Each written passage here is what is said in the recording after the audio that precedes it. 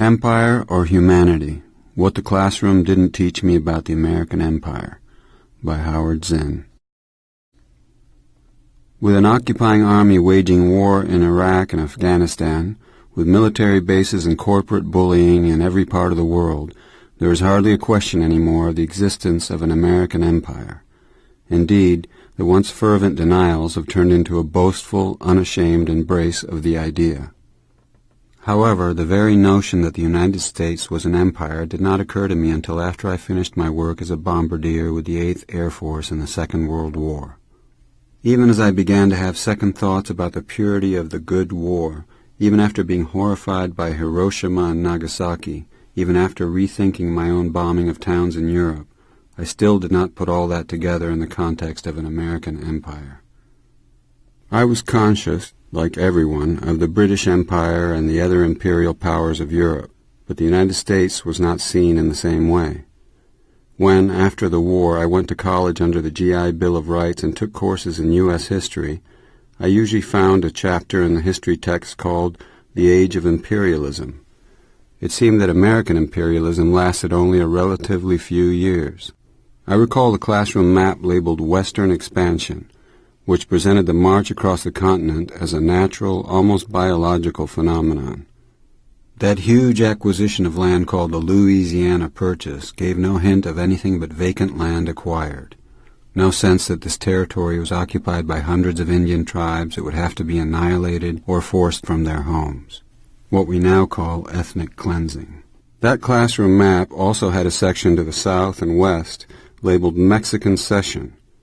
This was a handy euphemism for the aggressive war against Mexico in 1846, in which the United States seized half of that country's land. The term manifest destiny, used at that time, soon of course became more universal. The violent march across the continent, and even the invasion of Cuba, appeared to be within a natural sphere of U.S. interest. But with hardly a pause after Cuba came the invasion of the Philippines, halfway around the world. The word imperialism now seemed a fitting one for U.S. actions. Indeed, that long, cruel war, treated quickly and superficially in the history books, gave rise to an anti-imperialist league. Reading outside the classroom, I began to fit the pieces of history into a larger mosaic. What at first had seemed like a purely passive foreign policy in the decade leading up to the First World War now appeared as a succession of violent interventions. At the very time I was learning this history, the years after World War II, the United States was becoming not just another imperial power, but the world's leading superpower. Determined to maintain and expand its monopoly on nuclear weapons, it was taking over remote islands in the Pacific, forcing the inhabitants to leave and turning the islands into deadly playgrounds for atomic tests. When the war in Korea began in 1950, I was still studying history as a graduate student at Columbia. Nothing in my classes prepared me to understand American policy in Asia. It seemed clear to me then that it was not the invasion of South Korea by the North that prompted U.S. intervention, but the desire of the United States to have a firm foothold on the continent of Asia, especially now that the communists were in power in China. Years later, as the covert intervention in Vietnam grew into a massive and brutal military operation, the imperial designs of the United States became clearer to me. In 1967, I wrote a book called Vietnam, The Logic of Withdrawal. By that time, I was heavily involved in the movement against the war. When I read the hundreds of pages of the Pentagon Papers entrusted to me by Daniel Ellsberg, what jumped out at me were the secret memos from the National Security Council. Explaining the U.S. interest in Southeast Asia, they spoke bluntly of the U.S. motives as a quest for tin, rubber, oil. No anti-war movement in the history of the nation reached the scale of the opposition to the war in Vietnam. At least part of that opposition rested on an understanding that more than Vietnam was at stake, that the brutal war in that tiny country was part of a grander imperial design. Various interventions following the U.S. defeat in Vietnam seemed to reflect the desperate need of the still reigning superpower, even after the fall of its powerful rival, the Soviet Union, to establish its dominance everywhere. Was George Bush Sr. heartsick over Saddam Hussein's seizure of Kuwait, Or was he using that event as an opportunity to move U.S. power firmly into the coveted oil region of the Middle East? Given the history of the United States, given its obsession with Middle East oil dating from Franklin Roosevelt's 1945 deal with King Abdul Aziz of Saudi Arabia, and the CIA's overthrow of the democratic Mossadegh government in Iran in 1953, it is not hard to decide that question.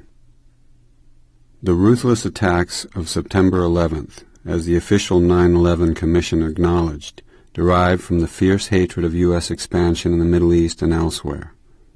Even before that event, the Defense Department acknowledged the existence of more than 700 American military bases outside of the United States. Since that date, with the initiation of a quote-unquote war on terrorism, many more bases have been established or expanded.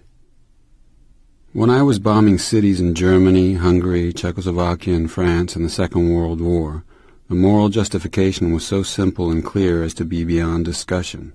We were saving the world from the evil of fascism. I was therefore startled to hear from a gunner on another crew that he considered this an imperialist war. Both sides, he said, were motivated by ambitions of control and conquest. We argued about it without resolving the issue. Ironically, not long after our discussion, this fellow was shot down and killed on a mission. In wars, there is always a difference between the motives of the soldiers and the motives of the political leaders who send them into battle. My motive was to help defeat fascism and create a more decent world, free of aggression, militarism, and racism. As George W. Bush said in his second inaugural address, "Spreading liberty around the world is the calling of our time." The New York Times called the speech "striking for its idealism." We can hardly ask for a more candid, blunter declaration of imperial design, but with assurances that the motive of this influence is benign, that the purposes are noble, that this is quote-unquote imperialism light. The American empire has always been a bipartisan project. Democrats and Republicans have taken turns extending it, extolling it, justifying it. The rhetoric, often persuasive on first hearing, soon becomes overwhelmed by horrors that can no longer be concealed. The bloody corpses of Iraq, the torn limbs of American GIs, the millions of families driven from their homes in the Middle East and in the Mississippi Delta. Have not the justifications for empire so embedded in our culture and assaulting our good sense that war is necessary for security, that expansion is fundamental to civilization, begun to lose their hold on our minds? Have we not reached a point in history where we are ready to embrace a new way of living in the world, expanding not our military power, but our humanity?